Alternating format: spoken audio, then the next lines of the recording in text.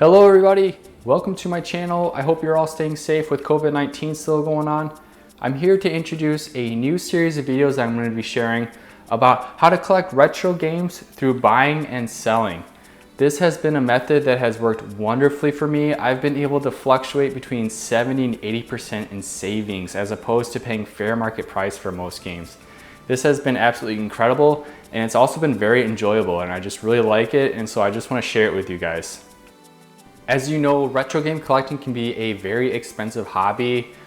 Games can be worth as much as $1 or less, all the way up to even $1,000 or more. It's actually absolutely crazy how much some games are going for and how much people are willing to spend just to have it sit on their shelf like me. So if you're one that doesn't want to just pay fair market price for all those expensive games and you have time and you're willing to put in the effort, then this method should work very well for you as it did for me. And also at the end of this video, please be sure to check out the video description at the bottom. I've posted a link that will take you to a guide that I have been working on.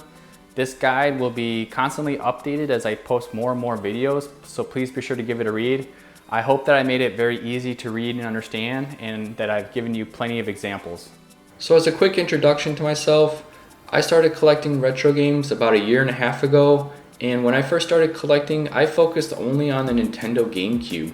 This was a system I had as a teenager that I thought was a really fun system, very underrated, and at the time I just had this urge to replay the games that I used to have.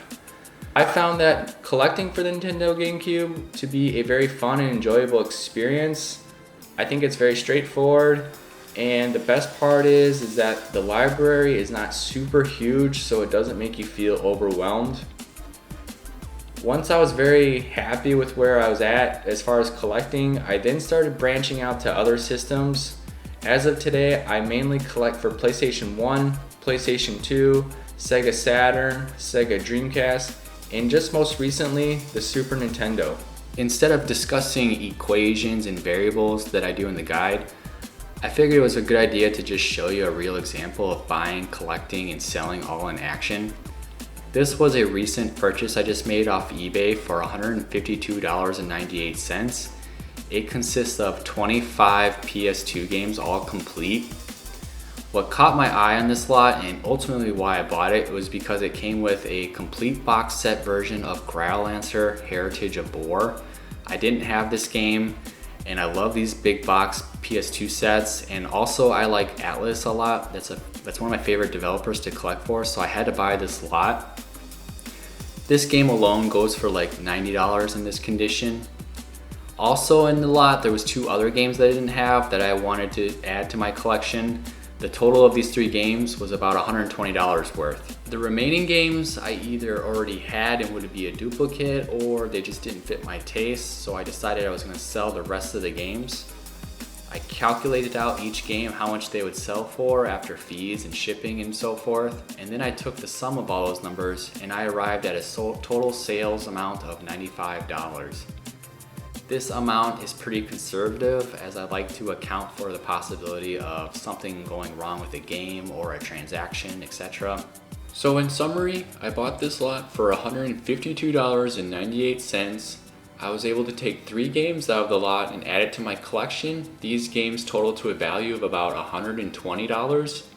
The rest of the games I estimated that I could sell for a total amount of $95. This results in a total savings of 52%. This means that I acquired 3 games for under half its value. Okay, so that's your typical example of how this all works. Essentially, you're buying a large lot of games that can be a multitude of games, accessories, or consoles, and you pick out the things that you want to keep and add to your collection, and then you sell the rest and you wind up with some kind of savings. Sometimes the savings is so good that you end up walking away with free games. It can really happen.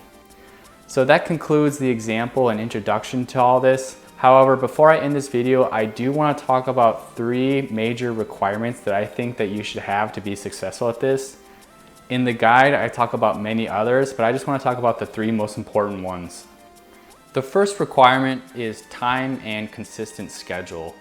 Obviously, spending time buying, collecting, and selling, it just takes a bunch of time, and so you need to make sure that you have a dedicated number of hours that you can spend doing this per week.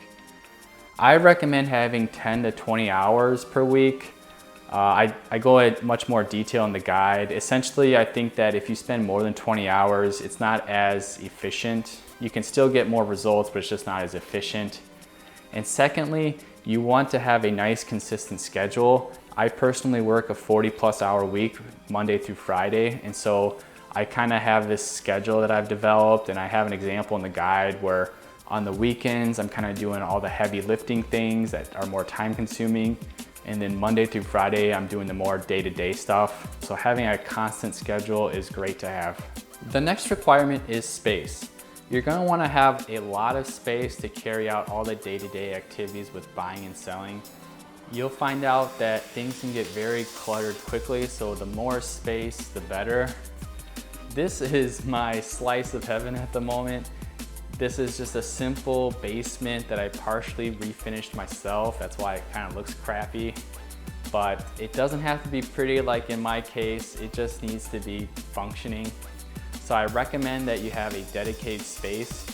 And the third final requirement I want to talk about is you need a large, sizable sum of money to begin with. I'm sure you're asking and you're wondering, hey, I thought this was all about how to save money. Why are you saying that we need this amount of money to begin with? And the simple explanation is that when you're buying and selling, you're gonna find out that early your buying is gonna be much higher than your selling. And that's because there's sort of this latency period between when you purchase something and when you get the funds from selling something. You have to make the purchase, you have to wait for it to ship to you, then you need to inspect it and list it for sale. Then you gotta wait for someone to actually buy it, then you gotta ship it to the buyer, and then you gotta wait for funds to clear. So there's a bit of a latency period, and you're gonna find out that in the first 2, 3, or 4 months, it's gonna take that long for buying and selling to kind of equalize. So I recommend that you figure out how much you wanna spend per month on retro games, and then multiply that by 5 or 6, and that should be a good starting amount. All right, that does it for this video. Thank you all for watching. Stay tuned to the next episode where we'll talk about all the different buying platforms of retro games. We'll talk about all the advantages and disadvantages of each. I'm Morningcraft, and I'll see you next time.